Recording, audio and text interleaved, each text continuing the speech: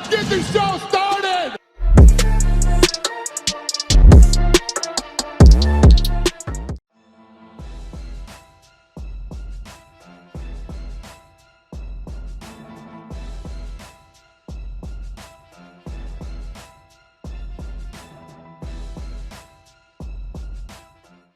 Following the title fight between Petr Yan and Aljamain Sterling, there has been a lot of controversy concerning the judge's decision to award the prize to Sterling.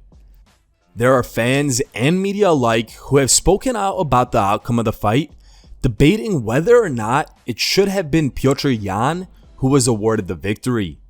John McCarthy, a retired referee who currently hosts the MMA podcast, Weighing In with Josh Thompson, recently spoke out about Sterling's UFC 273 win over Yan, saying that there is no way in the world that Aljo won that first round. During a recent appearance on the MMA Hour show, Sterling fired back at McCarthy by saying, "There is absolutely no way you could score that round like Big John McCarthy. Dude, go get a clue. I don't know how this guy was ever the blueprint standard of the MMA. Because that guy sucks. His opinion stinks and it sucks. He just says shit. And I think he just wants people to think that he knows what he's talking about. I think he had an MMA school. I think he had fighters. Which one of them ever did anything? What did his school ever do? Clearly, this guy is so great. So what has he ever accomplished?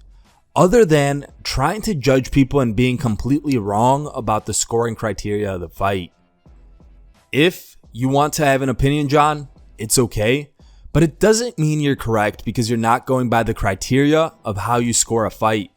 So please be quiet and let the big boys do what they do at a high level. Relax there, buddy."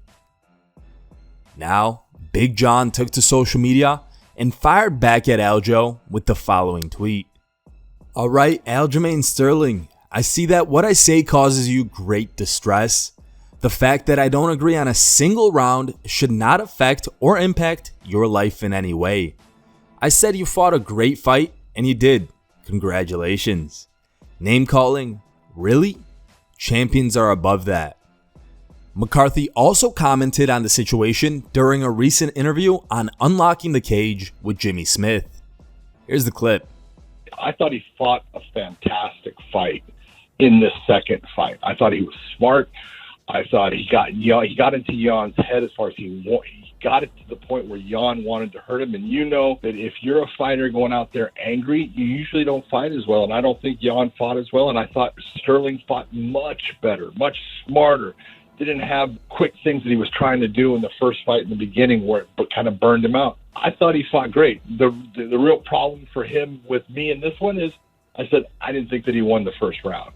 I thought that he was the guy that was – he landed, I thought he threw more, probably landed more, but I thought that Yan actually, every time that Yan was hitting him, Aljamain was moving back. He was going backwards. Every time that Aljamain was hitting Yan, Yan was walking forward still. And it's just, it's my opinion. It's his opinion. And he can have his, and I can have mine, and he can not like me, and it's not going to change my life. I really don't care. So fighters always, and you know this, when you say good things about them, they like you.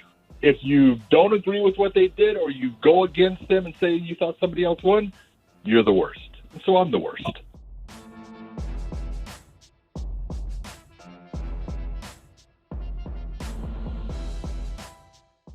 UFC President Dana White did not agree with the decision in the bantamweight title fight between Aljamain Sterling and Petr Yan last Saturday.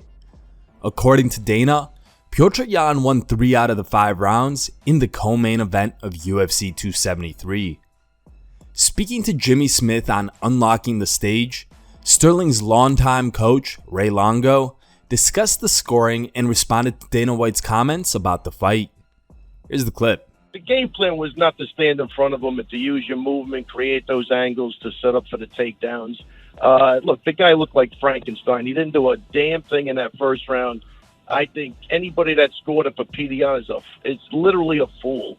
Listen, Jimmy, I can tell you this. There's so much hatred out there that you're never going to give it to Aljo. They just can't do it. It's even with me. I got my third champion Matt was lucky. Weidman fought bums.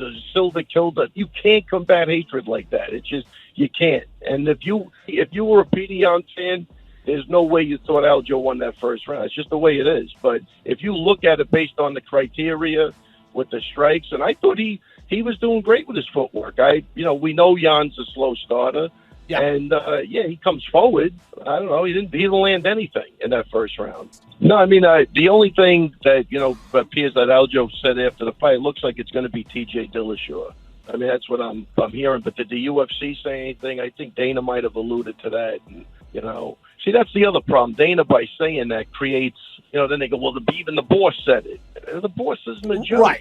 He's a good guy like Dana, but I think if Dana rewatches that fight, that first round, then even if I'm sitting there, he can't think that Petr Yan won that round. I watched it 5 times. I just don't get it. Listen, he loses that fight, I would have felt like shit because I told him he was up 3 rounds. You know what I mean? Because the guy did nothing, 0.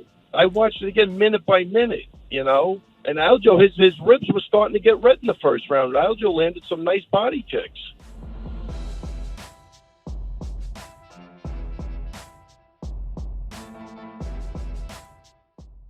Khamzat Chimaev eased through his first 4 UFC bouts before he faced a serious step up in opposition at UFC 273 last weekend.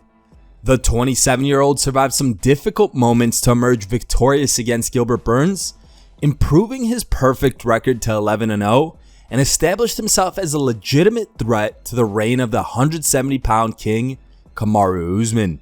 Speaking on the most recent episode of the Believe You Me podcast, Michael Bisping shared his thoughts on Khamzat's performance at UFC 273 and explained why he believes the UFC star didn't have a game plan against Burns. Here's the clip. Exactly. Well, we do know who won, and it was Khamzat Chimaev, and they are saying that he's going to fight Colby Covington next. That's an intriguing matchup.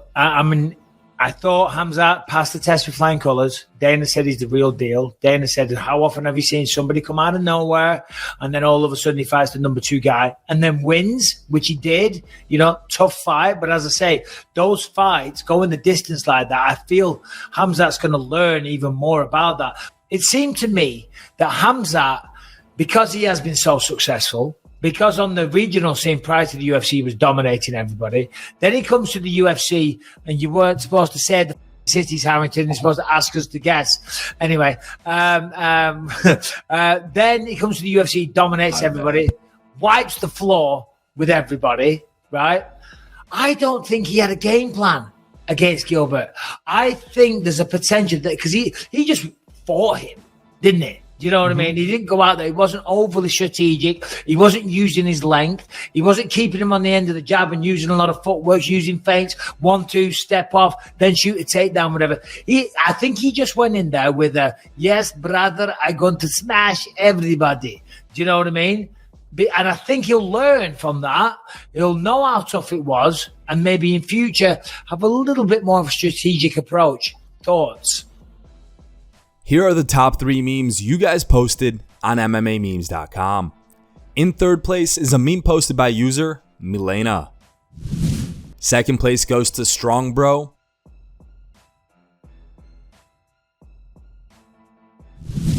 And the number 1 voted meme was posted by a user named MST. If you want your meme to be included in our next video, go to MMA-memes.com and create your own meme. The top 3 memes will be placed at the end of our video. Thank you guys for watching. If you liked the video, please leave a like and subscribe to our channel to keep up with the latest MMA news.